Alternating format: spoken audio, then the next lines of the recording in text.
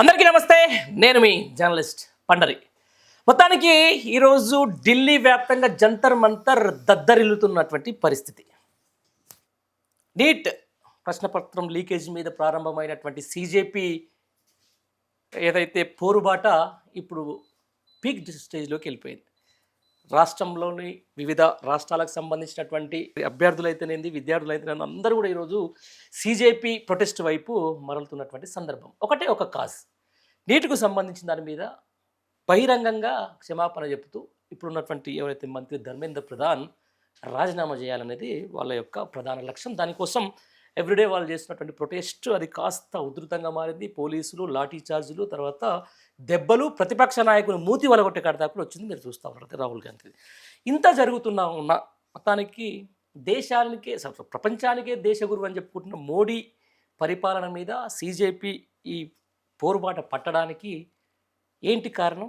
నిజంగానే భారతదేశంలో బీజేపీ పతనం ప్రారంభమైందా అనే అంశానికి సంబంధించి మనతో మాట్లాడేందుకు ఆ సోషల్ క్రిటిక్ నరోత్తమ్ గారు మనతో ఉన్నారు. ఆయన అడిగి మరిన్ని విషయాలు తెలుసుకునే ప్రయత్నం అయితే చేద్దాం. నమస్తే. నమస్తే. ఎట్లున్నారు?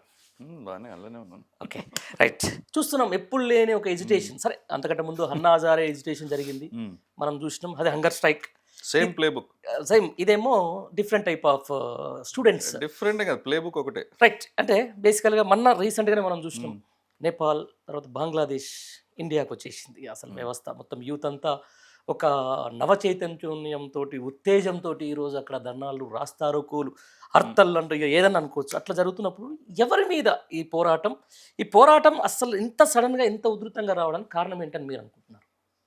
అదే సడన్ గా వచ్చిన పోరాటం ఏం కాదు. అంటే పెద్దగా లేదు. సీజేపీ జస్ట్ స్టార్టెడ్ ఒక 2-3 months. సీజేపీ అన్న పేరు ఒక రోజు ఒక సుప్రీం కోర్ట్ జడ్జు ఆ కమెంట్ వల్ల పెట్టాడు, దీప్కే. బట్ బేసికలీ ఇది ఎవరో కాదు, ఆమ్ ఆద్మీ పార్టీ 2.0. ఇది సీజేపీ అంటారు. సీజేపీ దానికి లేదంటారు. అంటే నిజంగా వాళ్ళ అజెండాలో నరోత్తమ్ గారు, అజెండాలో జెన్యూనిటీ లేదు. Issues are genuine, that is a trap. లేదు, అదే చెప్తున్నా, ట్రాప్ అదే. ఇప్పుడు ఒక ఎగ్జాంపుల్ చెప్తాను. ఇప్పుడు ఈ నీట్ ఇష్యూ తీసుకుందాం. నీట్ అన్నది రియల్లీ దేశవ్యాప్తంగా చాలా మంది, లక్షల మంది ఎఫెక్ట్ అవుతున్న సబ్జెక్ట్. స్టూడెంట్స్ చనిపోయారు సార్, 17 మంది చనిపోయారు. అది original subject. Almost 20 members died. దాన్ని లేవనెత్తుంటే ప్రొటెస్ట్ చేసేది స్టూడెంట్స్ ముందు కదా, వెనకాల పక్కన చేరేది మొత్తం అందరు అక్కడ నుంచునేది, మాట్లాడేది. ఇలా మొన్నటికి మొన్న ఉమర్ ఖాలిద్ వాళ్ళ ఫాదర్ వచ్చాడు. ఈ గ్యాంగ్ అంతా ఎవరంటే లెఫ్టిస్ట్ భావజాలాలు ఉన్న వాళ్ళు, వెనకాల నుంచి ఫండింగ్ మొత్తం. ఒక రీసెంట్ గా ఐఏఎస్ ఆఫీసర్ ఒక ఆయన జాయిన్ అయ్యి క్విట్ చేశాడు. ఎందుకు క్విట్ చేశారు సార్ మీరు అని అడిగితే, నేను ఒక ప్రశ్న అడిగానండి ఆ యాజమాన్యాన్ని, are you getting funding from Aam Aadmi Party, Aam Aadmi Party is behind you అంటే నాకు ఏ సమాధానం చెప్పలేదు, అందుకని నేను బయటకు వచ్చాను అన్నాడు. సో ఈ ట్రాప్ ఏంటి తెలుసా మీకు? పెట్టేది ఒరిజినల్ ఇష్యూ, వెనకాల నడిపించేది డూప్లికేట్స్. వాళ్ళ ఎజెండా ఏంటి? ఒరిజినల్ ఇష్యూస్ని తీసుకెళ్తూ వెనకాల నుంచి వాళ్ళ agenda to derail the government, disrupt the entire democracy in the country కదా. వీళ్ళు ఇప్పుడు ట్రాప్ ఎక్కడ పడుతుంది? మనం సామాన్య ప్రజలు చూస్తున్నాం కదా.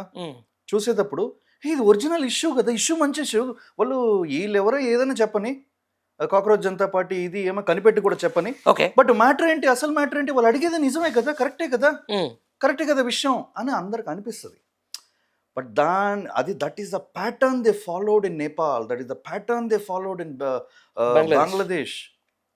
దేశవ్యాప్తంగా జరుగుతుంది. ఓకే, ఇప్పుడు దీని వెనక ఎన్జిఓస్ కూడా ఉన్నారు, చాలా మంది ఎన్జిఓస్. రైట్, ఎవరైనా ఉండొచ్చు సార్, ఏదైనా జరగవచ్చు, ఏమైనా చేయొచ్చు. సరే, మీరు అన్నది దీని వెనక లెఫ్టిస్టులు ఉన్నారో లేకపోతే అదంతా భారతదేశానికి సంబంధించిన విషయంలో వికసిత్ భారత్ వెలిగిపోతుంది. భారత్ మోడీ చేతుల్లో చాలా అత్యంత సేఫ్ గా ఉంది. భారత్ మోడీ చేతుల్లో చాలా అద్భుతంగా అభివృద్ధి చెందుతుంది అని చెప్పేసి గత కొద్ది రోజులుగా బీజేపీ అనుకూలమైనటువంటి మీడియా రూపంలో కావచ్చు, బీజేపీ అనుకూలమైనటువంటి సోషల్ మీడియాలో కావచ్చు, అది ఢిల్లీ నుంచి ఈరోజు గల్లీ దాకా వాట్సాప్ యూనివర్సిటీ కావచ్చు, ఇవన్నీ ప్రొజెక్ట్ చేస్తున్నటువంటి విషయం. ఎందుకు ఇంత వ్యతిరేకత వస్తుందంటే ఏం చెప్తారు? ఇవన్నిటి మధ్య ఎందుకు వస్తుంది అదే వ్యతిరేకత? చెప్తున్నాను. ఈ వాట్సాప్ యూనివర్సిటీలు ఒక పార్టీకి అతీతం కాదు. అవును, ప్రతి పార్టీ వాడేది అదే. 100% సార్. కాకపోతే ఇది ఎక్కువ, ఇది కేంబ్రిడ్జ్ టైప్ అంటే ప్రపంచంలో అత్యుత్తమైన దేశవ్యాప్తంగా ఉన్న పార్టీలు కాంగ్రెస్ లేదా ఈ ప్రతి party WhatsApp university. But fact ఒకటి వినాలి, ఫ్యాక్ట్ వచ్చి చూసుకోవాలి. 2014 ముందు మన దేశ పరిస్థితి ఏంటి, ప్రపంచవ్యాప్తంగా దేశ పరిస్థితి ఏంటి, ఇవాళ పరిస్థితి ఏంటి, మన పాస్పోర్ట్ ఒక పవర్ ఎంతవరకు పెరిగింది, మన జీడిపి ఎంత పెరిగింది, ఇప్పుడు ఎంత వేగంగా దేశం అన్నది అభివృద్ధి జరిగింది. ఈ ఆస్పెక్ట్ తీసుకుంటే definitely we are in a prosperous Bharat. But ఈ లోకల్ డొమెస్టిక్ ఇష్యూస్ అన్నారు కదా, ఈ డొమెస్టిక్ ఇష్యూస్ ఆర్ దేర్. ఇప్పుడు వాట్సాప్ యూనివర్సిటీలో ఏ ఇష్యూ లేదు ఇది స్వర్గమయంగా ఉందని ఎవరో నాలాంటి వాడికి ఒప్పుకోడు. బికాజ్ నేను ఉన్న నిజమే మాట్లాడతాను. There are issues, for example regional divides, regional issues, caste issues, కొన్ని అక్కడక్కడ ఈ ఎడ్యుకేషన్ పాలసీస్ గురించి, తర్వాత హెల్త్ కేర్ పాలసీ గురించి, ఇవన్నీ దేర్ ఆర్ లోకల్ ఇష్యూస్. ఇంత పాపులేషన్ ఉన్న కంట్రీ, ఇంత జనాభా ఉన్న కంట్రీలో ఏ ఒక్క గొప్ప పాలన వచ్చినా కూడా, ఎటువంటి పాలకుడు వచ్చినా కూడా అన్ని సమస్యలు తీర్చలేడు. So there are issues that are existing. దాన్ని ఎట్లా డెమోక్రసీలో డైలాగ్ ఉండాలి, డెమోక్రసీలో కన్స్ట్రక్టివ్ క్రిటిసిజం ఉండాలి. That is what I'm coming to. Constructive criticism అన్నది ఉండాలి. When you criticise for a cause. ఇప్పుడు నీట్ మీద క్రిటిసిజం జరుగుతుంది అక్కడ, కరెక్టే. ఇప్పుడు దాని ఒక ఎండ్ ఏంటి, మీన్స్ ఏంటి, ఆ స్టూడెంట్స్కి కావాల్సింది ఏంటంటే ఆ నీట్ ఒక ప్రక్షాళన కావాలి, ఆ నీట్ ఒక కరెక్ట్ ట్రాన్స్పరెన్సీ కావాలి, అది స్టూడెంట్స్కి కావాలి. ఆ వెనకాల ఉన్న వాళ్ళకి ఎవరికి కావాలంటే ఏం కావాలంటే ధర్మేంద్ర ప్రధాన్ రిజైన్ చేయాలి, ఆ రిజైన్ చేసిన దాన్ని మొత్తం హైలైట్ చేయాలి, మొత్తం బురద జల్లాలి బీజేపీ మీద, అది వీళ్ళకి కావాలి. రైట్, ఇదే అంటున్నాం. నీట్ లీక్ అయిన మాట వాస్తవమా? వాస్తవమే. రైట్, దానికి ఎవరు బాధ్యత వహించాలి? ఖచ్చితంగా గవర్నమెంట్ బాధ్యత వహించాలి. వహించారు కదా. ఎస్, వహించాలి. దానికి ఎవరైతే లీడ్ కాదు, ధర్మేంద్ర ప్రధాన్ అనేటానే దానికి సంబంధించిన శాఖ మంత్రి. ఓకే, రాజీనామా చేస్తే ఏం తప్పు? సరే, ఇప్పుడు ఇంత ఎజిటేషన్ వస్తున్న తర్వాత ఒక్క ధర్మేంద్ర ప్రధాన్ కోసం ఇంతమంది యువతకు బీజేపీ ఎందుకు దూరం? ఒక సింపుల్ మీరు చెప్పాలి. ఇంతమంది యువత ఆగ్రహం వ్యక్తం చేస్తున్నా కూడా ఒక్క మనిషి కోసం, ఒక ధర్మేంద్ర ప్రధాన్ కోసం ఇవాళ బీజేపీ ఎందుకు ఇంత డ్రామాలు చేస్తుంటే ఇది ధర్మేంద్ర ప్రధాన్ కోసం కదండి. There is no ego satisfaction here. నేను అడిగింది సార్, అదే చెప్తాను, ఒక నిమిషం చెప్తాను. ఇప్పుడు మొన్న హైడ్రా సమస్య జరుగుతుంది. హైడ్రాలో చాలా మంది వ్యతిరేకమయ్యారు. ఎవరికి? రేవంత్ రెడ్డి గారిని. సో ఇప్పుడు రేవంత్ రెడ్డి గారిని రాహుల్ గాంధీ గారికి చెప్పి రేవంత్ రెడ్డి గారిని రిజైన్ చేసేమనండి. ఓకేనా? Resignation is not a solution. అదే sir, no, resignation is not a solution. Okay, addressing the problem. ఇప్పుడు కొత్త లీడర్ వచ్చాడు, ఇప్పుడు ధర్మేంద్ర ప్రధాన్ తీసేసి బేసికలీ డీరైలింగ్ ద ఎడ్యుకేషన్. ఇప్పుడు ఇంకో కొత్త మినిస్టర్ని పెట్టారు అనుకోండి అక్కడ, ఆ శాఖకి ఆ కంటిన్యూటీ లేక ఒక గవర్నెన్స్ లో ఉన్న వాళ్ళకి అర్థమవుతుంది. ఇప్పుడు కంటిన్యూటీ లేక మళ్ళీ ప్రశ్చాలన, మళ్ళీ ఎడ్యుకేషన్ దీంట్లో ఏం జరగదు, హెచ్ఆర్డీలు ఏమి ముందు సాగదు ఇంకా. ఇప్పుడు దే రియలైజ్డ్ ఇట్. ఇప్పుడు మనం దానికి అడ్రస్ చేశారా లేదా అని చూసుకోవాలి. ధర్మేంద్ర ప్రధాన్ గారు ఏం చేశారు? హీస్ కమ్ అవుట్ ఓపెన్లీ, వచ్చి ఇట్లా జరిగింది ఓపెన్ గా చెప్పాడు. ఆయన అవకతవకలు జరిగిందని ఒప్పుకున్నాడు. అవును సార్, ఇదే అవకతవకలు సంబంధించిన దాని మీద గతంలో పాలిటిక్స్ చాలా ధర్మంగా నడిచేటప్పుడు చిన్న ఎలిగేషన్ వచ్చినా కూడా రాజీనామా చేసి మాట్లాడేటోళ్ళు. ఇంత ప్రొటెస్ట్ ధర్మేంద్ర ప్రధాన్ అదే పదవిని పట్టుకొని ఎప్పుడు చెప్పండి, గతంలో చాలా బీజేపీ ఇండియా అగేన్స్ట్ కరప్షన్. ఒకటే, ఇదే బీజేపీ ఒక్క సీటు ఉంటే వాజ్పేయి కాలంలో వాళ్ళు జెన్యున్ గా మళ్ళీ ఒకసారి గవర్నమెంట్ ను నడిపేటోళ్ళు. ఆ ఒక్క సీట్ నేను కొనలేను, వాళ్ళని నేను రానివద్దని చెప్పేసి గవర్నమెంట్ డిజాల్వ్ చేసిన ఘనత ఇదే బీజేపీకి. ఖచ్చితంగా. మరి ఇంత అలాంటి బీజేపీ మొత్తము విలువలకు తిలోదకాలు ఇచ్చేసి జనం మొత్తం రోడ్ల మీద పడుతుంటే వాళ్ళ మీద ప్రాపగండం చేసి పోలీసులతో కొట్టించేసి ఒక్కని కాపాడుకుంటుంది. దీన్ని ఏమంటారు? లేదు, జనాలు మొత్తం రోడ్డు మీద పడుతున్నారని చెప్పబాకండి. జనాలు అది పడేది ఏంటంటే ఈ స్టూడెంట్స్ ని రెచ్చగొడతాను. ఈ రెచ్చగొట్టే మోడస్ ఆపరెండి కూడా చెప్తున్నాను. ఈ ఇది ఉంది కదా, డిస్కార్డ్ అని ఒక ఇది ఉంది, యాప్ ఉంది. ఈ డిస్కార్డ్ లో కలుస్తారు. తర్వాత ఈ షేర్ బిట్, ఇట్లా కొన్ని ఓపెన్ ప్లాట్ఫామ్స్ కొన్ని ఉన్నాయి. వీటి ద్వారా రెచ్చగొట్టి ఈ ప్రజల్ని అక్కడ తీసుకొచ్చి ఆ ప్రజల మధ్యలో ఎక్కువ శాతం నిలబడేది ఈ మొత్తం ఈ తుకుడే గ్యాంగు, ఈ లెఫ్టిస్ట్ భావజాలాలు. ఈ లెఫ్టిస్ట్ భావజాలం తప్పు కాదు, ఇంతకు ముందు కన్స్ట్రక్టివ్ గా ఉండేది దేశంలో లెఫ్టిస్ట్ భావజాలం. దేశాన్ని రైట్ సార్, రైట్ ఎంత ముఖ్యమో లెఫ్ట్ ఎంత ముఖ్యం, కానీ అదే అంటున్నాను నేను. కానీ ప్రశ్నించే తత్వం. ఆ, కానీ అక్కడ ఏమైపోయిందంటే ఇప్పుడు ఈ తుకడే గ్యాంగ్ ఎవరంటే ఈ ఒరిజినల్ లెఫ్టిస్ట్ భావజాలం కాదు, వాళ్ళ భావజాలం ఏంటంటున్నారు? వాళ్ళ భావజాలం డిస్రప్టింగ్ ద కంట్రీ. ఎందుకంటే ఈ protest is not for NEET. నేను చెప్తున్నాను, స్టూడెంట్స్ ప్రొటెస్ట్, ఒక నిమిషం నేను ఎక్స్ప్లెయిన్ చేస్తాను. Students protest is definitely for NEET. వాళ్ళ కన్నీళ్లు నిజం, వాళ్ళు నుంచున్నది నిజం, వాళ్ళు మాట్లాడేది నిజం. వెనకాల ఈ ఫండ్ చేసి నడిపిస్తున్న ఫోర్సెస్ ఈ నీట్ మీద కన్నీళ్లు కాదు, వాళ్ళకి అసలు కన్నీళ్లు FCRA బిల్ ఒకటి రాబోతుంది. మీన్స్ ఏం జరుగుతుంది దాంట్లో? FCRA బిల్ వస్తే ఈ ఫారెన్ ఫండింగ్ ఆగిపోతుంది. గుడ్, అసలు మ్యాటర్ అది. రైట్, మీరు అన్న సరే, దీని వెనక ఎవరైనా ఉండండి ఏదన్నా కానీ అబ్జెక్ట్ అసలు మ్యాటర్ అదే, వేరే ఏ మ్యాటర్ అని చెప్పి. ఎస్, ఈ రోజు వికసిత్ భారత్ అని చెప్తా ఉన్నారు, భారతదేశం సేఫ్ గా ఉంది. సార్, భారతదేశంలో ఒక ఇంటెలిజెన్స్ వ్యవస్థ ఉంటుంది తెలుసు కదా? అవును. చీమ చిట్టుకుమన్నా NIA పనిచేస్తుంది. చీమ చిట్టుకుమన్నా దానికి ఇక్కడ సెంట్రల్ గవర్నమెంట్ హోంశాఖకు చెప్తుంది కదా. హోంశాఖ ఇలా అమిత్ షా చాలా పవర్ఫుల్లే కదా. ఆయన వచ్చి కూర్చేసుకొని కూర్చుంటే మినిస్టర్ అంతే, ఆయన వచ్చి కూర్చుంటే మొత్తం సెట్ అయిపోతుంది కదా. మరి ఇంత ఫండింగ్ జరుగుతున్నప్పుడు ఇంటెలిజెన్స్ వ్యవస్థ చెప్పట్లేదా? చెప్తుంది. కాబట్టి FCRA ఇప్పుడు ఫారెన్ సంస్థల ద్వారా ఏం చేస్తున్నారంటే, ఎగ్జాంపుల్ చెప్తున్నాను, జార్జ్ సోరోస్ ఇలాంటి ఏంటంటే డిస్రప్టివ్ ఫండర్స్ వీళ్ళు. ఇప్పుడు యుఎస్ లో డీప్ స్టేట్ ఉంది. యుఎస్ గవర్నమెంట్, ఇది పెద్ద సబ్జెక్ట్. యుఎస్ గవర్నమెంట్ ఉంది కదా, US government is divided now. Deep state divide అయ్యింది. దాంట్లో ఏంటంటే చెప్తాను చూడండి, ఇప్పుడు కరెంట్ ఫారెన్ పాలసీలో India is like moving closer to the Chinese side. Okay, China India and Russia block అనేది ఏర్పడుతుంది, పోలరైజ్ అవుతుంది. There are some people who are not interested somewhere in the western side. ఇది danger, వాళ్ళ existence కి ముప్పు ఇది. ఎవరికి? ఇప్పుడు మీరు అన్నది చైనా, రష్యా, ఇండియా ఏకమైతే మాకు లేదని చెప్పేసి దాన్ని చేస్తున్నా నేను అంటాను. నేను ఒక మాట అంట సార్, దాని నుంచి ఫండింగ్ అవుతుంది. ఫండింగ్ ఎవరంటే చూడండి, ఈ FCRA ఫారెన్ ఫండింగ్ మంచి చేస్తున్నాను ఈ పేదలకి పెడుతున్నాను తెచ్చుకుని మొత్తం ఇది పొలిటికల్ ఫండింగ్ అవుతుంది. ఇదే విషయం చెప్తున్నా. గత కొద్ది రోజులుగా నరేంద్ర మోడీ మీద అసలు ఈయన ఏమన్నంటే వేరే దేశాలు తిరుగుతూ ఉన్నాడు, వేరే దేశాలు తిరుగుతూ ఉన్నాడు అని చెప్పేసి ఒక ప్రాపగండ చేస్తూ ఉన్నారు. ఆయన దేశాల కాడికి పోయి అన్ని దేశాల మీద భారతదేశం యొక్క గొప్పతనాన్ని చెప్తా ఉన్నాడు, అందరితో స్నేహం చేస్తా ఉన్నాడు. ఇవాళ అమెరికాకు అత్యంత దగ్గర మోడీ, ట్రంప్ అంటే వాళ్ళిద్దరు చాలా ఫ్రెండ్స్, ఇవన్నీ చెప్తా వీళ్ళే కదా చెప్పింది.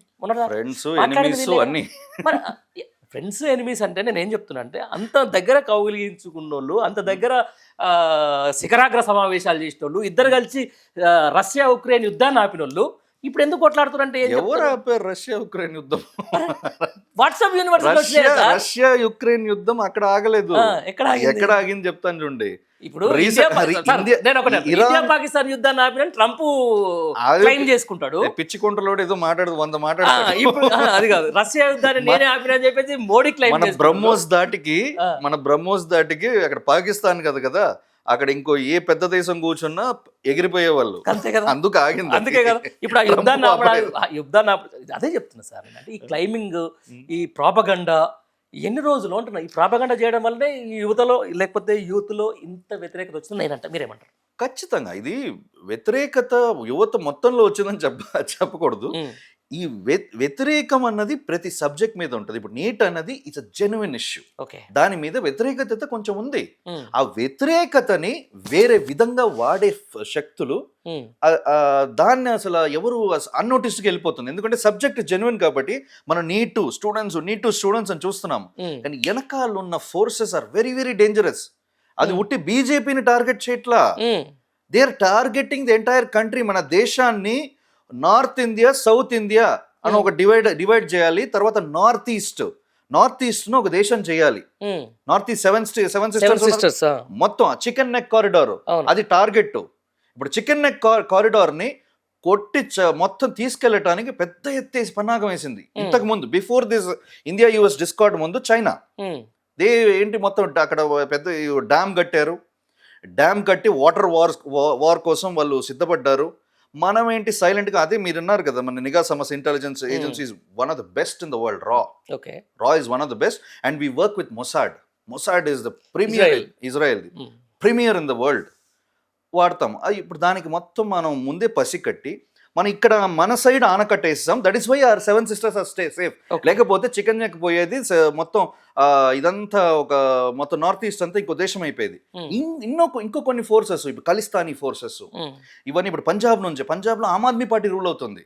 ఇప్పుడు ప్రొటెస్ట్ లో మొత్తం చూసారంటే సగం మంది అక్కడి నుంచి రైతులు ఎక్కడైనా మహా అయితే నాగలేసుకొస్తారు, రైతులు తల్వార్లు గన్లు వేసుకొస్తారో చెప్పండి. అంటే పంజాబ్లో బేసికల్గా మీకు కొన్ని విషయాలు అంటే తెలియాలి. ఏ రైతు అయినా కూడా వాళ్ళ దగ్గర ఒక డాగర్ ఏదో సంథింగ్ వాళ్ళ దాని ప్రకారం ఉంటుంది సార్. దాన్ని మనం తప్పడానికి లేదు. అది సిక్ కల్చర్ నాకు తెలుసు. వాళ్ళ దగ్గర దాన్ని పట్టుకొని వాళ్ళ డాగర్లు పొడుస్తానికి వస్తున్నారు. అది కొంతమంది వచ్చేది ఉంది. బట్ మొత్తం రైతులందరూ ఈ ప్రొటెస్ట్ వచ్చేటప్పుడు మొత్తం డాగర్లు తీసుకు బయట తీసి చూపించడానికి అవసరం లేదు కదా. అదే అంటున్నా, అంటే వాళ్ళ కల్చర్. నీకు పంజాబ్లో వాళ్ళకు ఏదైనా ఫెస్టివల్స్ కానీ వాళ్ళ హంగర్ అయినా లేకపోతే వాళ్ళ యొక్క సంతోషమైనా కూడా డాగర్లు ప్రదర్శిస్తూ ఉంటారు. దాన్ని తప్పడడానికి లేదు. రైట్, అదొకటే, దాని పక్కన పెట్టడం. సార్, నేను ఒక సింపుల్ లాజిక్ ఒక మాట మిమ్మల్ని అడగదలుచుకున్నాను. భారత రక్షణ వ్యవస్థకు సంబంధించిన దాంట్లో అది కానీ ఇది కానీ మీరు ఇంతకుముందు ఒక మాట అన్నారు, 2014 నుంచి భారతదేశం వెలిగిపోతుందని చెప్పేసి. ఈరోజు నేను ఒక జర్నలిస్ట్గా ఈడ కూర్చున్నా. నేను ఒక ఈ ప్రొఫెషన్ దాటిన తర్వాత నేను ఒక సామాన్యుడిని. నాకు 2 పిల్లలు, నాకు భార్య, నాకు హైదరాబాద్లో ఉంటానికి ఒక అది. అబ్బా మోడీ ఏమన్నా చేసిండ్రా అని చెప్పేసి నాకు ఒక్కటి చెప్పండి సార్. నాకు ఒక సామాన్య ప్రజలకు జరిగిన మంచి చెప్పండి సార్. సామాన్య ప్రజలకు ఆలోచిస్తున్నారు, ఆలోచించట్లేదు. సింపుల్. మీరు ఇప్పుడు బయటికి వెళ్ళేటప్పుడు మీరు రూపాయి నోట్ల కోసం వెతుక్కోక్కర్లేదు. మీరు ఎక్కడ వెళ్ళినా పేటిఎం, జీపే స్ట్రైట్ గా డిజిటల్ కరెన్సీ. అప్పటికైతే డబ్బులు చేతిలో పెట్టుకున్నా, నాకు పర్స్ ఉంది, నాకు వాలెట్ ఉంది సార్. నాకు ఒకటి కాదు, భారతదేశ వ్యవస్థలో దానికి we had a black economy before 2014. దానివల్ల మీకు సామాన్య ప్రజలకి మీకు డైరెక్ట్ గా దాని నష్టం తెలీదు. మీకు తర్వాత ఇప్పుడు ఒక స్థాయి దాటిన తర్వాత సాటిస్ఫై కాలే, ఇంకా చెప్పండి. ఇప్పుడు అదొకటి. తర్వాత మీరు ఎక్కడికి వెళ్ళినా there is an information explosion for you. మన దేశం అభివృద్ధి ఏంటి, మన దేశం అంటే ఏంటి అని అర్థం. దేశం అంటే జస్ట్ బార్డర్స్ కాదు. మన దేశం అంటే మన సంస్కృతి, మన ఐడెంటిటీ, మన ఎవరము అని మనం తెలుసుకున్నాం. హిందువులమా సార్? దేశం అంటే హిందువులే కాదు, చెప్పేది అదే చెప్తున్నారు కదా. అది ఒక వర్గం చెప్తుంది. ఒక వర్గమే దేశం అంటే. ఇప్పుడు నేను ఇంతకుముందు మీరు ఒక మాట మాట్లాడారు, హిందూ అంటే ఒక మాట. ఈ రోజు సిజేపీ పార్టీ దగ్గరికి ఎవరు వెళ్తే వాళ్ళు యాంటీ నేషనలిస్టులు అయిపోతారు. ఎవరైతే మాట ఇప్పుడు రాహుల్ గాంధీ పోతే యాంటీ నేషనలిస్ట్ అయిపోయాడు, ప్రకాష్ రాజ్ పోతే యాంటీ నేషనల్ అయిపోయాడు. సార్ వాళ్ళని అనట్లేదు, వాళ్ళు యాంటీ నేషనలిస్ట్. దాని ఫండింగ్ కనీసం అన్నం పెడితే వాళ్ళు యాంటీ నేషనలిస్ట్ అయిపోయారు. అలా కాదు కదా. మీరు కూడా ప్రొటెక్ట్ చేస్తారంటే నాకు తెలుసు నరోత్తమ్ సార్ అని చెప్పేసి ఒక ఆర్డర్ పెడతా. ఎగ్జాంపుల్ చెప్తాను. మొన్న రావణ్ ఇష్యూ ఉంది. రావణ్ ఇష్యూలో యూఏపీఏ చట్టాన్ని వ్యతిరేకించి నేను మాట్లాడాను.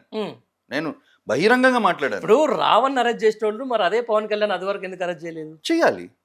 అదే కదా నేను మాట్లాడింది. నేను ఓపెన్ గా మాట్లాడాను. నాకు భేదాలు ఉండవు. నేను ఉన్నది మాట్లాడతాను. సోషల్ క్రిటిక్ నేను ఉన్నది మాట్లాడతాను. ఇక్కడ చూడండి, ఈ విషయం మనం కూడా ఇడన్ గా పెట్టుకొని కూర్చుంటే నాకు అవసరం లేదు. ఇటు సైడ్ అటు సైడ్ మనం అలైన్ అవుతాను. నేను ఉన్న నిజం నిర్భయంగా మాట్లాడతాను. అంతే. ఇటు సైడ్ ఇది జరిగే protest is real. This protest is 100% real. But దీని వెనకాల ఉన్న forces, their agendas are entirely different. దేశ భద్రతకి ముప్పు. వాళ్ళతోటి చూడండి, ఈ టెంపరీ గెయిన్ కోసం opposition force Mamata Banerjee support ఇచ్చింది. వాళ్ళు రాహుల్ గాంధీ రావద్దా అంటున్నా. అదే రావద్దా అంటే రండి, కానీ మీకు వాళ్ళకి అర్థం కావట్లే వేర్ దే ఆర్ గోయింగ్. వాళ్ళకి తెలియకుండా వాళ్ళ ట్రాప్ లో పడిపోతున్నారు. ఈ జెన్యున్ ఇష్యూ. ఒక ప్రాంతీయ పార్టీలు 10 సార్లు ఎమ్మెల్యేలు, ఒక 4-5 సార్లు ముఖ్యమంత్రులు అయిన వాళ్ళ కంటే ఎక్కువ ఇప్పుడు సోషల్ క్రిటిక్ నరోత్తమ్కి తెలుసా, లేకపోతే బీజేపీకి ఉన్న వాళ్ళకి తెలుసా? అలా కాదండి. ఇప్పుడు ఎక్కువ నాకు తెలుసా, వీళ్ళకి తెలుసా, వాళ్ళకి తెలుసా అని కాదు. ఎవరికి అన్ని విషయాలు తెలియదు. సోషల్ మీడియా అన్నది అందుకని మొత్తం కలయికలోనే అన్ని విషయాలు తెలుస్తుంది. ఇప్పుడు ఈ విషయంలో వెరీ క్లియర్. ఇప్పుడు అక్కడ ప్రకాష్ రాజ్ గారు నిలబడేది దేనికి? ఆయనకి ప్లస్ అవ్వదు, ఆయనకు మైనస్ అవుతుంది. ఇంకా ఎందుకంటే వెనకాల వీళ్ళ ఎజెండాస్, వెనకాల బుసగొట్టే పాము, పెద్ద పాము ఉంది. అది బయటికి ఇంకా రావట్లా. అది బయటకు వచ్చినప్పుడు తర్వాత ఈ సోషల్ మీడియా ఏది మర్చిపోదు. తర్వాత బయటకు వస్తుంది. వీళ్ళు నుంచున్నారు కదా, అంటే వీళ్ళ ఎజెండాస్ కూడా అదే కదా. ఎందుకంటే రాహుల్ గాంధీ ఎజెండా అది కాదు. రాహుల్ గాంధీ ఏజెండా ఏంది? రాహుల్ గాంధీ ఏదో దేశాన్ని డిస్టర్బ్ చేయాలని కాదు, మరి is an opposition party, power కి రావాలి, పవర్కి రావాలి, ఆయన ఎజెండా ఆయనకు ఉంది. ఆయన ఎజెండా అది. తర్వాత ఇప్పుడు మమతా బెనర్జీది మమతా బెనర్జీ అంతే, ఇప్పుడు ఓడిపోయాను, అతి దారుణంగా ఓడిపోయాను, ఇప్పుడు ఈ బౌన్స్ బ్యాక్ కావాలి, ఆమె bounce ఎజెండా back గెలవాలి ఎట్లా కూడా. ఇప్పుడు ప్లస్ నా ఎంపీలను కూడా తీసుకెళ్లారు, Yes, అవును సార్. నేను బీజేపీ పతనాన్ని చూడాలి. ర్యాపిడ్ ఫైర్ అనుకోండి, జస్ట్ రాహుల్ అది మమతా బెనర్జీ, అది అఖిలేష్ యాదవ్ది. అఖిలేష్ యాదవ్ అంతే. ఇప్పుడు ఉత్తరప్రదేశ్లో అసలు మనని కొట్టేవాడు ఎవడు లేడనుకుంటే, ఉత్తరప్రదేశ్లో వచ్చి వీళ్ళు టోటల్ ఈ upper caste lower caste social engineering చేసి మొత్తం టోటల్ మొత్తం ర్యాపిడ్ ఫైర్ లెక్క అడిగిన సార్, మీరు అంతా చెప్పండి. అదే మొత్తం మార్చేసేసి నేను 80% పవర్కి రావాలి, 80% పవర్కి రావాలి, ఆయన ఎజెండా ఆయనకు ఉంది. ఆయన ఎజెండా అది. అది సోనం వాంగ్చుక్ ఎజెండా ఏంటి సార్? సోనం వాంగ్చు మొన్నటి వరకు సెక్ మాల్ అని ఒకటి పెట్టాడు కదా, సెక్ మాల్ సమస్య మీద నాకు మంచి అభిప్రాయం ఉండేది, చాలా మంచి అభిప్రాయం. సార్ ఆయన గురించి మీకు తెలుసుండొచ్చు, మీరు సెక్ మాల్ గురించి మాట్లాడుతున్నప్పుడు నేను మాట్లాడతా, రైట్, నేను అడుగుతున్నా. కానీ దానికి ఫండింగ్ ఒక రిపోర్ట్ ఒకటి వచ్చింది, that is what is giving me confusion. Is it official report వచ్చింది అంటే మీరు ఏం చదివితే అదే అఫీషియల్ అయిపోతుంది అట్లా కదా, ఎన్ఐఏ రిపోర్ట్ కదా సార్. ఇవాళ ధర్మేంద్ర ప్రధాన్, మనం ఈ ఇంటర్వ్యూ చేయకుండా ఒక 15 నిమిషాల ముందు ఒక వీడియో ఒక ప్రెస్ నోట్ రిలీజ్ అయింది, ధర్మేంద్ర ప్రధాన్ రాజీనామా అని చెప్పేసి. నేను నమ్మొచ్చా సార్ దాన్ని? అది సోషల్ మీడియాలో పెట్టడం. సార్, నేను మాట్లాడేది ఎన్ఐఏ, నేను అనేది ఎన్ఐఏ నేషనల్ ఇన్వెస్టిగేషన్ ఏజెన్సీ. అది ఫేక్ అంటున్నారు. ఫేక్ అట్లా నేషనల్ ఇన్వెస్టిగేషన్ ఏజెన్సీ ఏదైనా తయారు చేసి పెడుతున్నారు, అది నేను ఫేక్ అంటా. వాళ్ళు తయారు చేసి పెట్టడం కాదు, అఫీషియల్ గా రిలీజ్ చేసింది ఎన్ఐఏ. రైట్, అఫీషియల్ గా ఏంటంటే ఎందుకు అరెస్ట్, ఎందుకంటే సోనం వాంగ్చుక్ కి మంచి పేరు లడాక్ లో. ఆయన ఫెయిల్ అయిన స్టూడెంట్స్ అందరూ పాస్ చేయించి చాలా చేశాడు, 95% ఫెయిల్యూర్స్. సోనం వాంగ్చుక్ గురించి మీ అభిప్రాయం అడిగిన నేను, మీరు ఏం చెప్తున్నారు? ఆయన మంచోడా, కానీ ఆయనకు వచ్చిన ఒక రిపోర్ట్ తోటి నా అభిప్రాయం మారిపోయిందని చెప్పేసి. మారిపోయింది కదా, I'm confused. You are confused. I'm confused regarding. నేను ఈ సోనం వాంగ్చుక్ ను కూడా తను ప్రొటెస్ట్ చేస్తుంటే 20 రోజులు, why can't government come and have a dialogue అని నేను అంటానే ఉన్నాను. అదే అంటున్నా, నేను కూడా అదే అంటున్నా సార్. సోనం వాంగ్చుక్ నిజంగా లదాఖ్ కోసం ఏం చేయలేదా? చేశాడు. సరే, అదే సోనం వాంగ్చుక్ కానీ ఇదే చైనాకు సంబంధించిన దాని మీద ఎగనెస్ట్ గా ఫైట్ చేయలేదా? అంటే అగైనెస్ట్ ఫైట్ చేశాడంటే, ఇప్పుడు ఫైట్ చేసే ఇష్యూస్ చూసుకుంటుంటే దట్ ఈస్ వాట్ తను సైడ్ పర్స్పెక్టివ్ ఏంటి సోనం వాంగ్చుక్ది. ఇప్పుడు లడాక్ ఒక ఈకో సిస్టమ్ ఇస్ ఫ్రెజైల్, ఈ ఈకో సిస్టమ్ దెబ్బతినకూడదు, ఈకో సిస్టమ్ సున్నితమైనది అంటున్నాడు. కానీ there are certain projects in Ladakh which are detrimental for Indian development. దీనికి ఏంటంటే ఇంతకు ముందే ఫర్ ఎగ్జాంపుల్ వేదాంత, ఇప్పుడు వేదాంత క్లోజ్, ఇప్పుడు మన కాపర్ ఉంది, ఇప్పుడు కాపర్ మన దేశంలో ఇంపోర్ట్ చేసుకుంటున్నాం, ఇంతకుముందు ఎక్స్పోర్ట్ చేసేవాళ్ళం, ఇప్పుడు ఇంపోర్ట్ ఎవరి దగ్గర నుంచి చేసుకుంటున్నాం? చైనా నుంచి తీసుకుంటున్నాము. ఎందుకంటే తమిళనాడులో ఒక సంస్థని క్లోజ్ చేశారు, ఇట్లానే హ్యూజ్ ప్రొటెస్ట్ అట్లా చేసి మొత్తం క్లోజ్ చేస్తే, ఇప్పుడు కాపర్ ఎవరి దగ్గర ఇంపోర్ట్? చైనా దగ్గర నుంచి. తర్వాత మొత్తం నేషనల్ ఇన్వెస్టిగేషన్ ఏజెన్సీ దిగి మొత్తం ఇన్వెస్టిగేట్ చేస్తే ఆ ప్రొటెస్టర్స్ అందరిని అరెస్ట్ చేశారు. మొత్తం ఫండింగ్ అంతా దాని రూటింగ్ చూస్తే యూరోప్ నుంచి end China has a agenda for resources. ఇప్పుడు ఆ పరంగా చూసుకున్నప్పుడు సోనం వాంగ్చుక్ ఒక ఆర్గనైజేషన్కి తను చేసింది మంచి పనులు కాబట్టి నాకు చాలా మంచి అభిప్రాయం ఉండేది అతని మీద. రియలీ ఐ వాజ్ అక్కడ కూర్చోగాని కాదు, కూర్చున్నప్పుడు కూడా 20 రోజులు నేను బాగానే ఐ వాజ్ లైక్, నేను తర్వాత నేను కొంచెం రీసెర్చ్ చేసిన తర్వాత I got to know a few things. తనకేంటి ఫండింగ్ ఫ్రమ్ చైనీస్ ఏజెన్సీస్ వచ్చినాయి, ఫండింగ్ ఫ్రమ్ ఒక organisation connected to George Soros funded organisation. ఇతను దానికి ఎందుకు ఫండ్ చేస్తున్నాయి? దట్ టు ఆఫ్టర్ ఈ లడాక్ అన్నది యూనియన్ టెరిటరీ అయిన తర్వాత. అవటానికి ముందు వాంగ్చుక్ వేరు, అయిన తర్వాత వాంగ్చుక్ వేరు. That is what I come to conclusion. అందుకనే ఇది కూడా ఒక ఎజెండాగా జరుగుతుంది. ఇంతకుముందు నేను ఏమనుకుంటాను, ఈ స్టూడెంట్స్ని వాడినట్టే ఈ వాంగ్చుక్ని కూడా వాడారు అన్న ఆస్పెక్ట్లోనే నేను I was looking at Wangchuk. But ఇది ఎన్ఐఏ డీటెయిల్స్ అంత మామూలుగా పోలీస్ రికార్డ్ లాగా కాదు. పోలీస్ రికార్డు మామూలు ఫ్యాబ్రికేటెడ్ రికార్డ్స్ కూడా ఉంటాయి. మీరు అందరూ చెప్పింది నాకు ఓకే, దీని వెనక వేరే శక్తులు ఉన్నాయని అనుకుందాం. ఎండ్ ఆఫ్ ద డే ఏం చేస్తారు అనుకుంటారు సార్ ఆ వేరే శక్తులు కలిపి? ఏం లేదు, ఇప్పుడు దేశాన్ని మన భారతదేశాన్ని ఇప్పుడు next big thing in the world. ఇప్పుడు ఏంటంటే ఈ ఎవడు ఎక్కడ ఉత్పత్తి చేసినా, ఎవరు ఎక్కడ ఒక మ్యానుఫ్యాక్చరింగ్ చేసిన ప్రోడక్ట్ అమ్మాల్సింది భారతదేశము చైనానే. కడితే సగం population of the world India China కలుస్తాయి. ఇప్పుడు ఏషియానే మెయిన్ బయింగ్ పవర్. కదా, ఎక్కడ ఉత్పత్తి చేసినా. ఈ బయింగ్ పవర్ ఇప్పుడు బ్రిక్స్ అన్న పేరుతోటి యునైట్ అయిపోయింది అనుకోండి, will dictate terms to the world. Trade policy US వాషింగ్టన్లో తయారవ్వదు, ట్రేడ్ పాలసీ న్యూఢిల్లీ కానీ బెయిజింగ్ కానీ మాస్కోలో కానీ తయారవుతుంది. ఓకే, అది భయం ప్రపంచ దేశాలకి. అందుకు ఈ శక్తులన్నీ ఒక డిఫరెంట్ రూట్లో ఇప్పుడు వచ్చి కొడుతున్నారు. ప్లస్ ఏంటి, అన్ని మోడీ అడ్డుకుంటున్నాడు అని చెప్పేసి మీ ఉద్దేశం అంతేనా? మోడీ అడ్డుకోవడం కాదండి, మోడీ ఆయన ఏంటి సూపర్ మ్యానా? మరి ఆయన దేశానికి ప్రధాని అంతే. ఇప్పుడు ఎన్ఐఏ సంస్థ వాళ్ళు ఏమనుకుంటున్నారు, ఇప్పుడు మోడీ గారు సార్ నేను మీరు ఇప్పుడు పాలకుడే పరమావధి, ఎండ్ ఆఫ్ ద డే ఆయనే కదా. ఆయన ఉంటారు. సి ఒక ప్రధాన మంత్రి ఎవరంటే చెప్తాను చూడు, ప్రధాన మంత్రి రాజు కాదు. ఈ వ్యతిరేక శక్తులంతా ఏకమైంది ఎవరి మీద? వ్యతిరేక దేశం మీద, ఫండింగ్ దేశం మీదనే కదా. దేశం మీద. దేశాన్ని ఏం చేస్తారు ఇప్పుడు వాళ్ళు? దేశాన్ని విభజించాలి. ఇప్పుడు అక్కడ మోడీ కూర్చున్నా ఒకటే వాళ్ళకి, రాహుల్ గాంధీ కూర్చున్నా ఒకటే. అదే నేను చెప్తున్నాను. ఇక్కడ కేసీఆర్ గారు కూర్చున్నా కూడా ఒకటే. వాళ్ళకి ఎవరి మీద భేదాలకు వాళ్ళ main agenda is country. Our country should be destabilised. అది వాళ్ళ ఎజెండా. అట్లే అంటారు. ఇప్పుడు స్టెబిలైట్ గానే ఉందని మీరు నమ్ముతున్నారా? ఇప్పుడు దేశం ఒక దేశంగానే ఉంది. మనం సరే మనం దక్షిణ భారతదేశం అని చెప్పేసి ఒక యుద్ధం స్టార్ట్ అయింది ఆల్రెడీ. దాంట్లో అన్నదమ్ముల గొడవలు లోపల ఉండొచ్చు.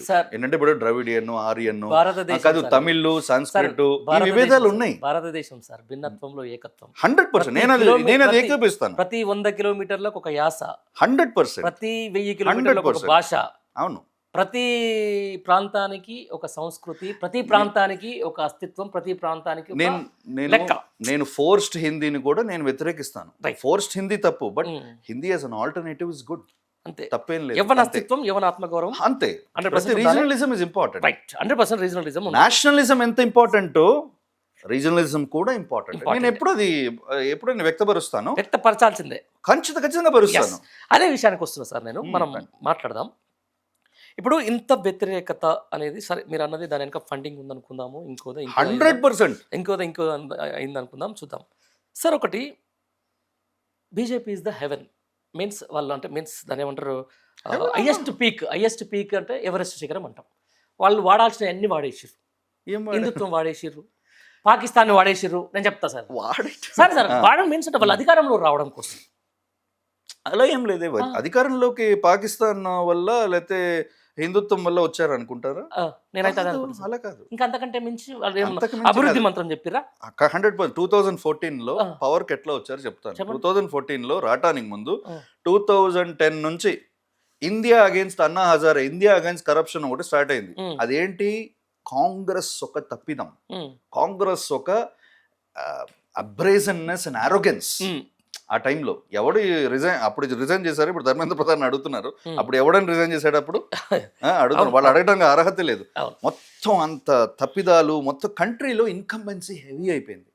ఆ టైంలో ఒక సీఎం ఆఫ్ గుజరాత్ మోడల్ అన్న తీసుకొచ్చి పెట్టి కొంచెం మంచిగా నేను ఒక ఆల్టర్నేటివ్ ఇస్తాను, గుడ్ గవర్నెన్స్ ఇస్తాను, మన ఫారెన్ పాలసీలో ఈ తప్పులు ఉన్నాయి, ఇవి ఉన్నాయి ఒక ప్రణాళికబద్ధంగా క్యాంపెయిన్. ఆ క్యాంపెయిన్ ప్రజలందరూ ఏంటి, ఇప్పుడు neutral voters, pro BJP voters, అదొక్కటే కాకుండా అతీతంగా ఈవెన్ ప్రో కాంగ్రెస్ ఓటర్స్ కూడా అందరూ కూడా ఒక కొత్త ఆల్టర్నేటివ్ కోసం అని మోడీ గారికి వేశారు. That is how BJP came to power. హిందుత్వం తోటి రాలేదట. సరే, అది కూడా హిందుత్వం అనేది బీజేపీ అజెండా చెప్తాను. ఒకటి చెప్తాను. బీజేపీలో ఆర్ఎస్ఎస్ తీసుకుందాం. ఆర్ఎస్ఎస్లో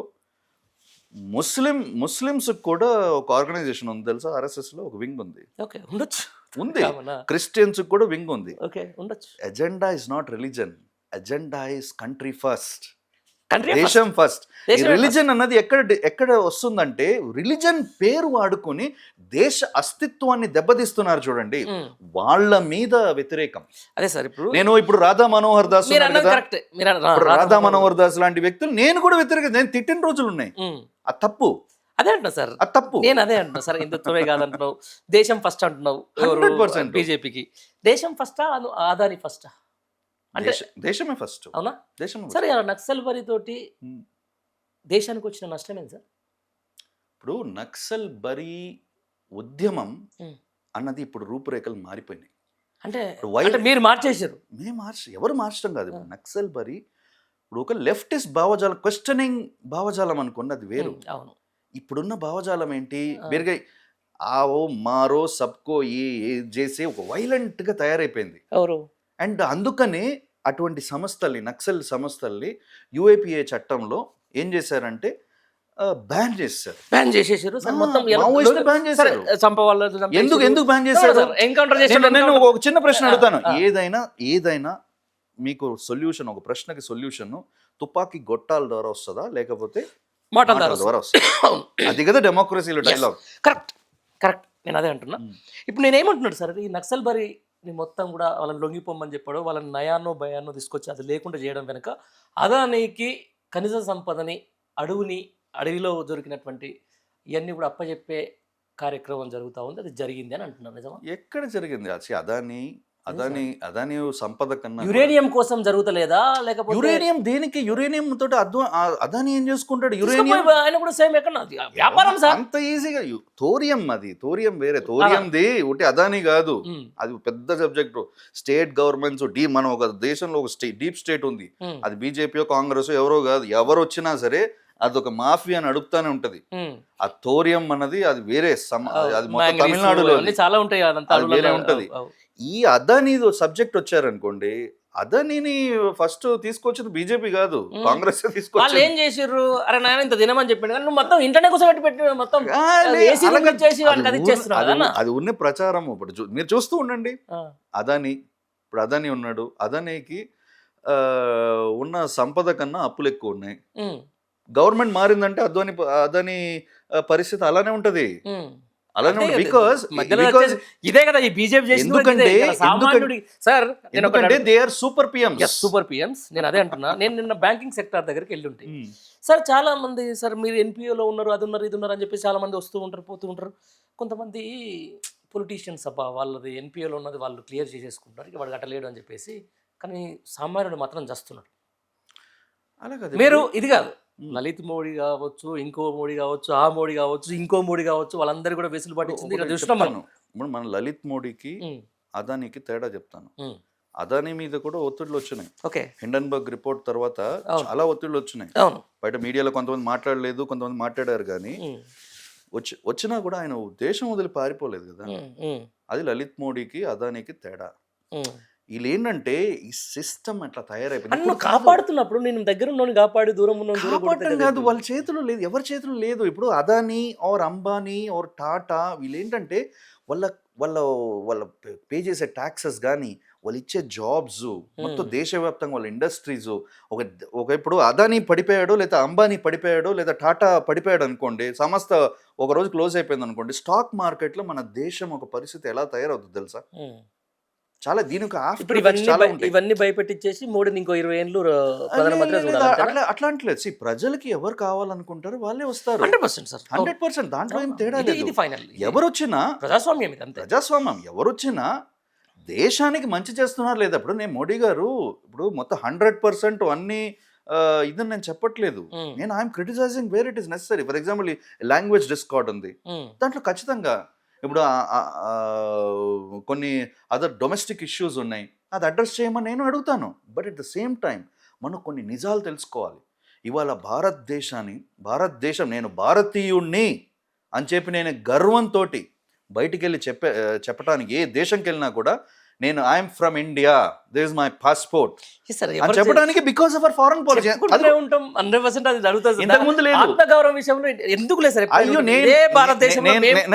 నేను అవుట్ ఆఫ్ కంట్రీ, నేను చదువున్నాను, 8 years ఉన్నాను. మా నాన్న బతికింది ఇదే భారతదేశంలో, మా తాత బతికింది ఇదే భారతదేశంలో చెప్పట్లేదు. నేను భారతదేశంలో చెప్పట్లేదు, అవుట్ ఆఫ్ కంట్రీ మనం వెళ్ళినప్పుడు ఎక్కడికి వెళ్ళినా కూడా this is my passport, I'm N Indian అని చెప్పుకుంటే, ఇంతకు ముందు ఏంటి ఇండియాని పాకిస్తాన్ కలిపేసేవారు. ఇండియన్స్ పాకిస్తానీ. ఇప్పుడు నేను ఫర్ ఎగ్జాంపుల్ నేను లండన్ లో చదువుకున్నప్పుడు అదే పాకిస్తానీ ఫ్రమ్ అంతే ఒకటే మైండ్ సెట్ ఉంటుంది. మనలాంటి కూడా మనము ఉత్తర ఆంధ్రాకి పోతే కూడా మద్రాసి అనేటోళ్ళు. మన బార్డర్స్ లో గొడవలు వేరండి. బయట చెప్తున్నా. ఫారెన్ పాలసీ విషయానికి వద్దాం. ఫారెన్ పాలసీ ఇంతకు ముందు పంచశీల్, నాన్ అలైన్మెంట్ పాలసీ, మనకు వచ్చిన సదుపాయాలన్నీ కూడా వదులుకున్నాం. యుఎన్ సెక్యూరిటీ కౌన్సిల్ సీట్ కూడా వదులుకున్నాం. ఎందుకు? Because of this non alignment policy.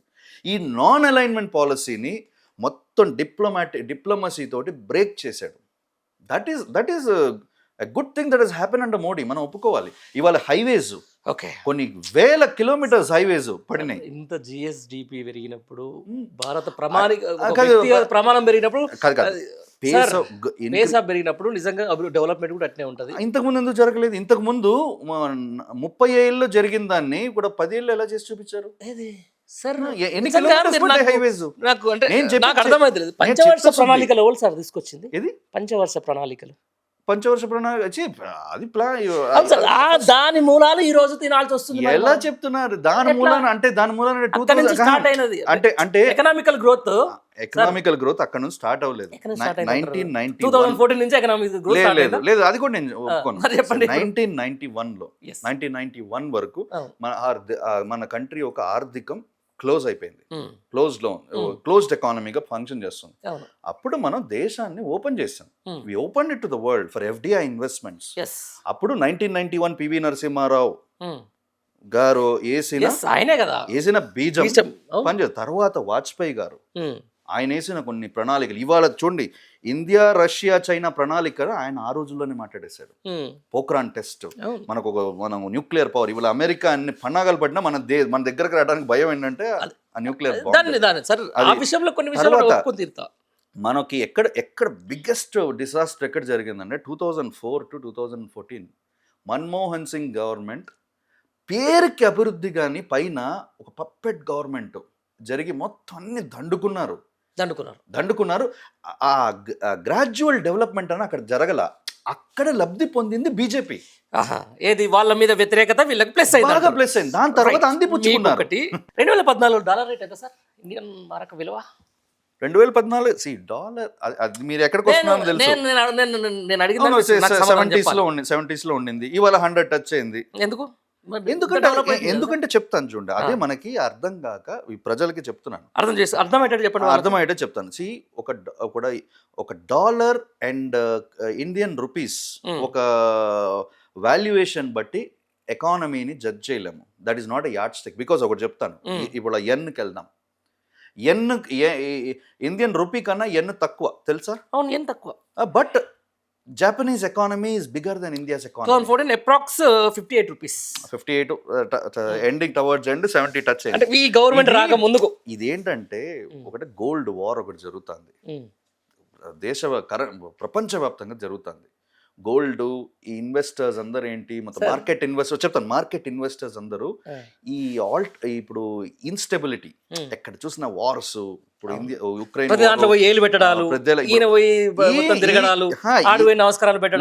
లేదు ఇది కాదు, ఈయన వల్ల కాదు జరిగేది. ప్రపంచవ్యాప్తంగా డీప్ స్టేట్ ఇస్ డివైడెడ్. అదే అమెరికన్ డీప్ స్టేటే దీనికి కారణం. మొత్తం ఎక్కడెళ్ళినా కూడా వార్ క్రియేట్ అవుతుంది. ఇటు అమెరికన్ డీప్ స్టేటే బోత్ ఆర్ ఫైటింగ్ టుగెదర్. దాంట్లో ఏమవుతుందంటే మార్కెట్స్ ఆర్ డిస్టెబిలైజ్. ఎప్పుడు ఏం జరుగుతుంది? అందుకని ఇన్వెస్టర్స్ ఏం చేస్తున్నారు? సెక్యూరిటీ మార్కెట్ దెబ్బతింటం వల్ల ఇన్వెస్టర్స్ ఏం చేస్తున్నారు? గోల్డ్ అన్నది ఎప్పటికైనా స్టాండర్డ్ కదా అని హోడ్ ఆఫ్ గోల్డ్ కొనేస్తారు. మనం కాదు, వాళ్ళు కొనేస్తున్నారు. గోల్డే సెక్యూరిటీగా కొనేస్తున్నారు. మొత్తం డిజిటల్ గోల్డ్ వాల్స్ మొత్తం కొనేస్తున్నారు. కొనేసరికి అప్పుడు ఏమవుతుందంటే ఆటోమేటిక్గా వెన్ దట్ ఇస్ సక్ట్ ఈ కరెన్సీ వాల్యుయేషన్లు బాగా దెబ్బతింటాయి. మన చేతుల్లో ఉండదు, అది మార్కెట్ బట్ మన ఎకానమీ ఏంటి? మన జీడిపి ఇవాళ కూడా టాప్ 5. Right sir. ఇప్పుడు భారత్ ఒక దేశం అభివృద్ధి చెందుతుంది అంటే ఏ ప్రామాణికంగా చూస్తారు? నేను బలంగా ఒకటి నమ్ముతాను. దేశం అంటే మట్టి కాదో మనుషులు. నేను ర్యాపిడ్ ఫైర్ అనుకోండి సార్, నాకు ఇదంతా కాదు. మనుషులే కదా, మనుషులే. రైట్. ఈరోజు నేను ఎందుకు అంటున్నా ఈ మాట అంటే సార్, రైట్, దేశం వికాసిత్ భారత్ డబుల్ ఇంజన్ సర్కారు అసలు అది ఇది అవుతుందని చెప్పేసిన తర్వాత ఈరోజు డాలర్ విలువ ఆఫ్ఘనిస్తాన్ కంటే భారతదేశ రూపాయికి విలువ లేదు. ఎవరు మాట్లాడారు చూడండి. చెప్పండి ఈరోజు, చెప్పండి సార్ మీరే. ఆఫ్ఘనిస్తాన్ పాపులేషన్ ఏంటి? పాపులేషన్ సంబంధం సార్. ఆఫ్ఘనిస్తాన్ ని ఎవరు రూల్ చేస్తున్నారు? జపాన్ పాపులేషన్ ఎంత? ఆఫ్ఘనిస్తాన్ ని ఎవరు రూల్ చేస్తున్నారు? తాలిబన్స్ కాదు. తాలిబన్ ఇప్పుడు వచ్చారు.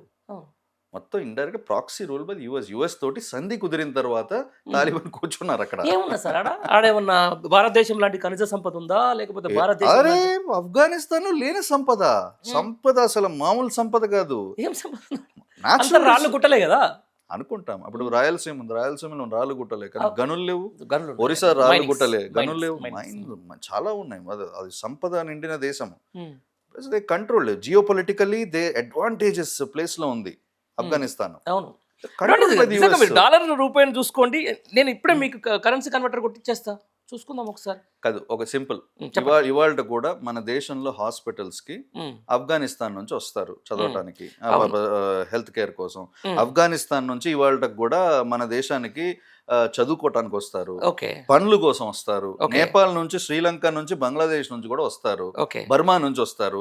కానీ మనం ఏంటి యాడ్ స్టిక్ తీసుకున్న వీళ్ళతోటి కంపారిజన్ కాదు, వీళ్ళతోటి కంపారిజన్ తీసుకుంటా. మీరు మన గ్రోత్ రేట్ ఏంటి, చైనా గ్రోత్ రేట్ ఏంటి అని అడిగారంటే ఐ కెన్ ఆన్సర్ డెఫినెట్లీ. ఆ దిశగా మనం వెనకబడ్డాం. ఇప్పుడు చైనా గ్రోత్ రేట్ ని కొట్టాలంటే ఆఫ్ఘనిస్తాన్ ఇస్ నథింగ్. అది మీరు ఒక సార్ నేను సామాన్యుడు సార్, నాకు అదే తెలుస్తుంది. అదే వాట్సాప్ మీడియా, ఆఫ్ఘనిస్తాన్ రూపాయి నేను అదే వాట్సాప్ మీడియా అంటున్నాను. వాట్సాప్ మీడియా పిచ్చి పిచ్చిగా తోచింది రాసారు. అది చేసుకోండి. 1 రూపీ వర్సెస్ ఆఫ్ఘన్, 1 రూపాయి ఆఫ్ఘనీ, 1 రూపీ వచ్చేసి ఇండియన్ రూపీస్ వచ్చేసి 1.46 పైసా, అంటే ఆల్మోస్ట్ రూపాయి కంటే ఎక్కువ. ఓకే రైట్, మీరు అన్నారు కరెక్ట్. మనం చైనాతోటే పోటీ పడదాం. సో అదే చెప్తున్నాను. ఇప్పుడు మన రూపాయి, ఇప్పుడు ఎగ్జాంపుల్ ఒకటి చెప్తాను. ఇప్పుడు జపాన్ ఎన్ కన్నా మన ఇండియన్ రూపీ ఎక్కువ. అంటే ఇప్పుడు మనం ఇండియా అడ్వాన్స్ అని చెప్పానా? కాదు కదా. అదే యాడ్ స్టిక్ ఇక్కడ వస్తుంది. ఇప్పుడు మనం అంటే ఎట్లా అంటే ఇప్పుడు ఆఫ్ఘన్ మనకన్నా బెస్ట్ అంటే ఆఫ్ఘనిస్తాన్ మనకన్నా బెస్ట్ అంటే మనకన్నా బెస్ట్, జపాన్ కన్నా కూడా బెస్ట్, చైనా కన్నా కూడా బెస్ట్. ఇప్పుడు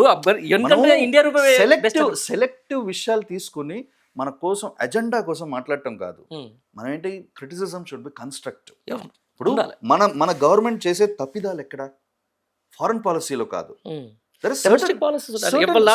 certain economic policies, for example health care and education అన్నది రీవ్యాంప్ అవ్వాలి. It has an alter effect on the economy of our country future లో. గుడ్, అది మంచి సజెషన్.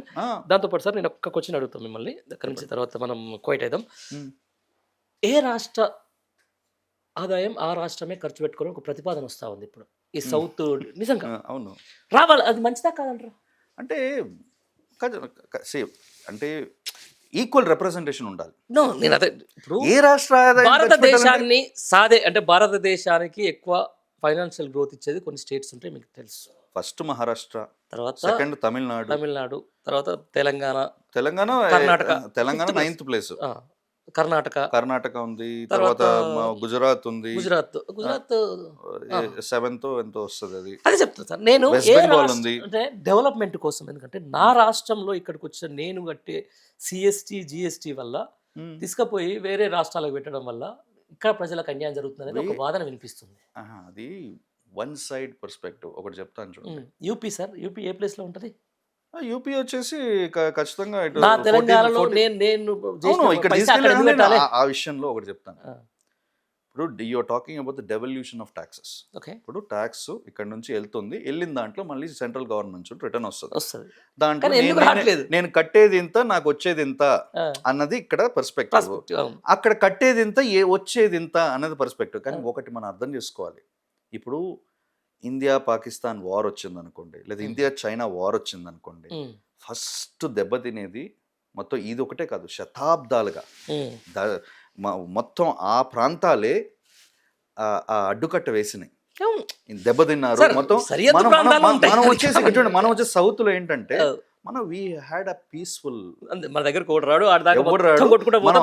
అన్ని సంపదలు, వనరులు అన్ని మనకు ఉన్నాయి, మనం బాగా అభివృద్ధి చెందాం. అదొకటే కాదు, even during our industrialisation process also industries మొత్తం తీసుకొని సౌత్ లోనే పెట్టారు.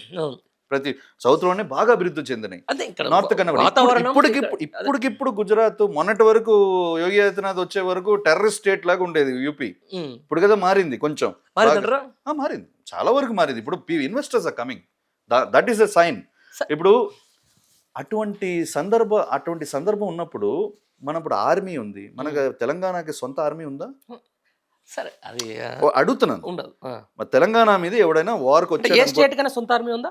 ఏ స్టేట్కి లేదు, ఉండకూడదు. ఉండకూడదు. అదే మరి. కానీ అక్కడ బార్డరింగ్, ఇప్పుడు యూపీ కానీ ఇప్పుడు గుజరాత్ కానీ వీళ్ళేంటి బార్డరింగ్ సెన్సిటివ్ sir, ఏరియాస్. 100%. అట్లా ఉన్నప్పుడు పాపులేషన్, నేను ఒక విషయంలో విభేదిస్తాను, ఈ టాక్సెస్ విషయం కాదు, representation of in the government ఉంది కదా, దానికి మీరు డీలిమిటేషన్ తీసుకొస్తున్నారు. వ్యతిరేకమా అంటున్నా నేను, దానికి వ్యతిరేకం. 100% డీలిమిటేషన్ కి అది కరెక్ట్ గా ఇప్పుడున్న అదే పర్సంటేజ్ ఈ డీలిమిటేషన్ తర్వాత కూడా ఇంప్లిమెంట్ అవుతే నేను వ్యతిరేకం కాదు. అది కాకుండా సౌత్ ఇండియన్ స్టేట్స్ ఒక వాయిస్ తగ్గేలాగా, ఇక్కడ సీట్స్ పెరుగుతాయి కానీ అక్కడ ఇంకా పర్సంటేజ్ ఎక్కువ పెరిగిందంటే అది ఖచ్చితంగా దేశానికి డిస్పారిటీ, అది కూడా దేశద్రోహం కిందే లెక్క. అవును సార్, చాలా ఇబ్బంది ఇప్పుడు పడతారు. ఈ ప్రొటెస్ట్ వెనకాల ఉన్న వాళ్ళు ఎంత దేశద్రోహం అంటున్నానో, ఒకవేళ అట్లా ప్రణాళికబద్ధంగా జరగకపోతే అది ఇంకా పెద్ద దేశద్రోహం. రైట్. ఇక లాస్ట్ పాయింట్ బ్లాంక్ ఉంది. అదే ఇంకొక విషయం చెప్తా లాస్ట్, మళ్ళీ సీజేపీ కాడికి వచ్చేది ఏం జరుగుతుంది సార్ భవిష్యత్తు? సీజేపీ ఏం అంటే ఆ ప్రొటెస్ట్ ఏ టర్న్ తీసుకోబోతుంది అనుకుంటున్నారు? ఎండ్ ఆఫ్ ద డే చెప్పండి నాకు. ఏమి లేదు, బుసలు కొట్టే పాము అది కొట్టి చంపేస్తారా? త్వరలో బయటకు వస్తుంది. వచ్చినప్పుడు దీన్ని మేము నాగేంద్రుడు అనుకున్నాము, ఇది నాగేంద్రుడు కాదు, ఇది వేరే పాము, ఇది వేరే బుసలు కొట్టే పాము అని చెప్పేసి కొట్టి చంపేస్తారు. ఇది జరగదు. ఎందుకంటే ఇప్పుడు ఎంత అబద్ధం ఎంత ఫాస్ట్గా మీరు వెళ్తారో, అందంగా అబద్ధం మీరు ఎంత ఫాస్ట్గా చెప్తారో, ఎంత ఫాస్ట్ గ్రో అవుతుందో, దాని గురించి నిజం తెలుసుకున్న తర్వాత అంతే వేగంగా పడుతుంది కింద. రైట్, నేను కూడా అదే అనుకుంటున్నా. మరి ఈ అబద్ధం చెప్పేది బీజేపీకి ముసుగులో ఉన్నటువంటి సంస్థల, లేకపోతే నిజంగా సీజేపీకి సంబంధించినటువంటి వెనుక ఉండి నడుపుతున్న సంస్థల ఈ అబద్ధం ఓళ్ళు చెప్తున్న దాని మీద త్వరలోనే బయట పడాలి, నిజం బయటికి రావాలి.